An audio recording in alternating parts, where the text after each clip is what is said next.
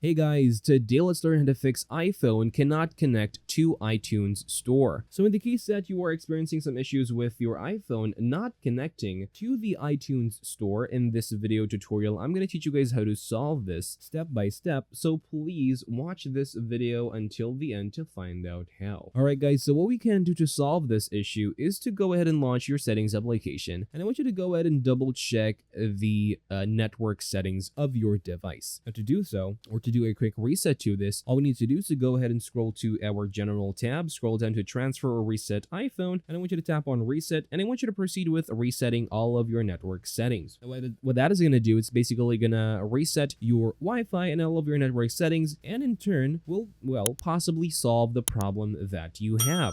Now, what we could also do is to double check our internet connection if we are actually experiencing some issues with our internet connection with it not being stable. So you could contact your ISP or your internet service provider to see if you are experiencing some issues, or also try your cell data or your mobile network to see if that is going to work better for you. And the last thing we could also do to solve this issue is to double check your softwares if you are using the latest version. So to do so, all we need to do is to tap on our settings and tap on General, Software Update, and see if you have an update available of the new iOS softwares. If there is, go ahead and update your applications or your devices to the latest version so that bugs like this would be fixed and you were going to have the best user experience possible. Now that is all for this video, guys. Thank you guys for watching. Please like this video and subscribe as well if you guys learned something, and I'll see you guys on the next video.